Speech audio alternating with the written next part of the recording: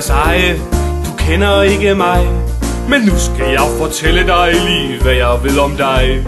Du spiller instrumenter på trompeter, på klaver, og du kan lave stemmer, så folk de lærer og lærer.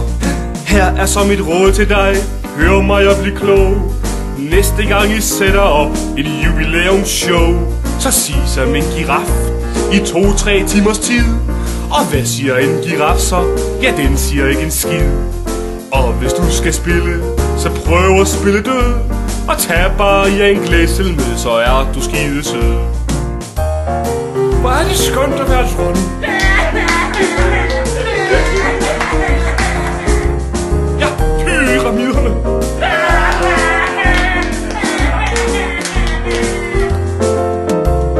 Kære Anders Birkov, og så et ord til dig.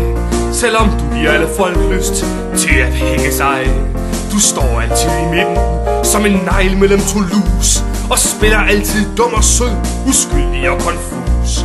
Du er en rigtig lille Eddie Scholar wannabe, og det er så det bedste om dig, som jeg kan sige.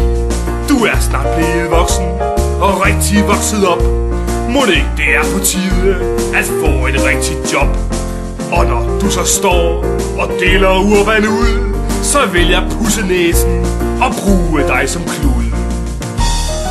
Det hedder da et slips.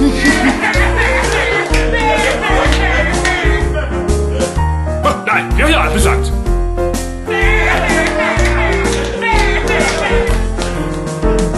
Kære gamle Preben, din lille gusne gris, jeg vil også synge til din ære og din pris. Når du giver den som dronning, tror du er perfekt. Giv den til hende i stedet, så får du min respekt. Hvis dig og Emil Jensen jer engang sammenslår, ja, så vil I få børn som finden op i går. Så kunne I have jubilæumsshow hver eneste dag, til hele verden står og brænder Danmarks flag. Og gaderne er øde og menneskene væk, de ligger nemlig hjemme kvalt i deres bræk.